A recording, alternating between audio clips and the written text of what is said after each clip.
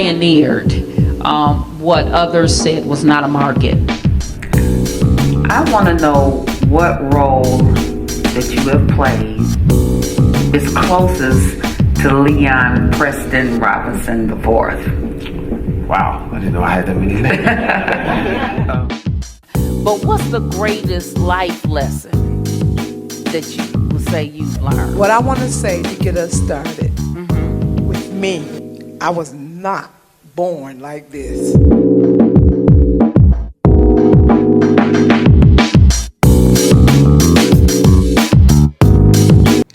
Most of what goes wrong in relationships stem from hurt feelings or expectations not being met. Disappointment is inevitable when there is misunderstanding and misperception. We enter into relationships, friendships, and partnerships expecting a source of fulfillment, of love, of affection, and support. When we believe we have found that person or that connection, it's wonderful, invigorating, an ecstatic experience. This is where the first stage of intimacy begins, and that stage is our illusion stage. It's the honeymoon stage, if you will, of relationships. It's the stage where there is nothing but positive energy and perceptions, where there are no signs or warnings and expectations are high, much like the dating and honeymoon phase. However, it's not limited to romantic relationships.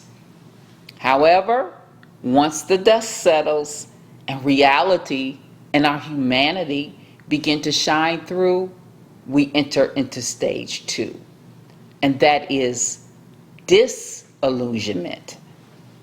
This is where we realize we did not get all we hoped for, and sometimes we have gotten more than we have bargained for.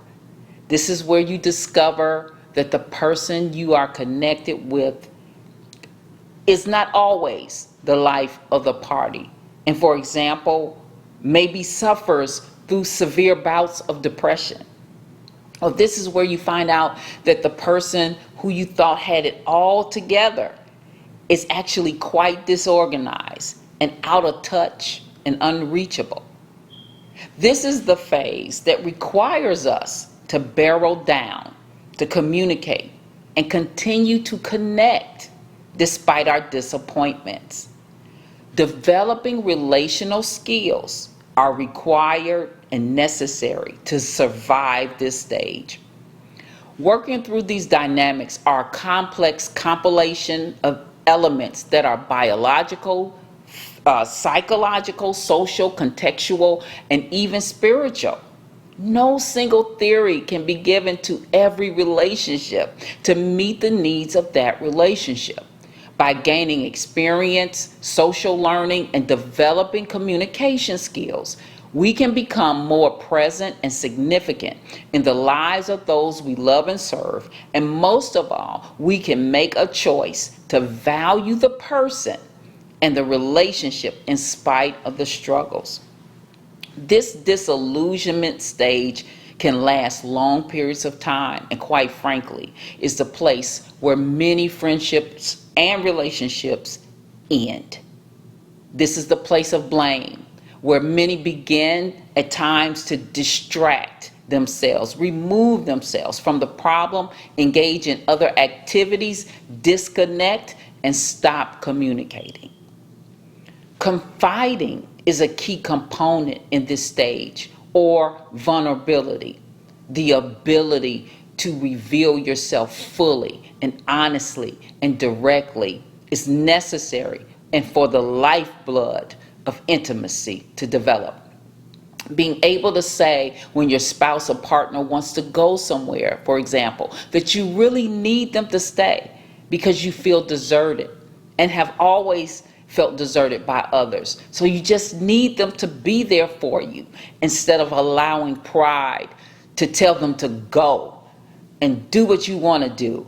And then you're miserable and you're angry and you never express your real fears and your anxieties.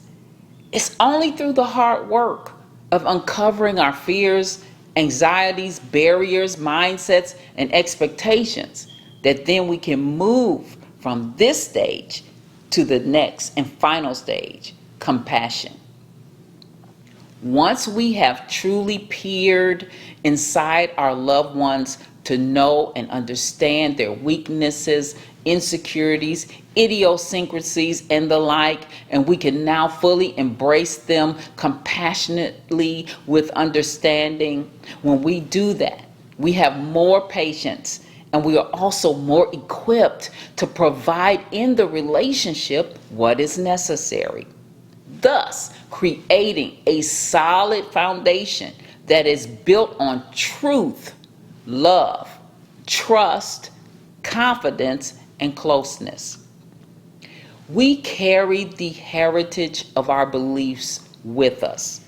And unfortunately, if we don't communicate the roots of our beliefs, we will transfer its fruit to our partners, and it may be a bitter taste in their mouths.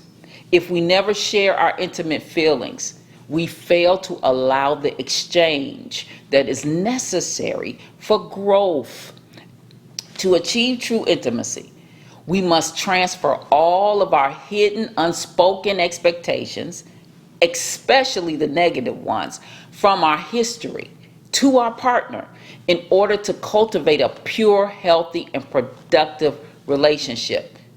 It is one of the core elements of maintaining and achieving intimacy that I can't overemphasize. Without intimacy, we'll live our lives in constant turmoil, suspicion, anger. We'll see our loved ones as our enemy and seek to punish and rationalize our own behavior. Much of our behaviors and attitudes that block our ability to be intimate have been handed down through our families. For example, in some families, you may have been taught to express your anger.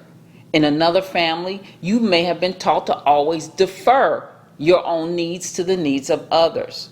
So whatever the relational behavior that may have shaped your life or your foundation, when entering into relationships, you're bringing it with you, and it must be brought to light, and you have to be able to identify, articulate, and discuss these types of core beliefs with your partner so you all can form and cultivate a bond and an understanding that'll be built on truth and adjusted as needed to fit the dynamics of your relationship and to create the type of environment that you desire to create intentionally and with precision. What stage of intimacy are you in today in your relationships? I want you to think about that. Are you in illusion, disillusionment, or compassion? Write down what you've learned today and write down and determine what you're going to do to develop and to improve your skills.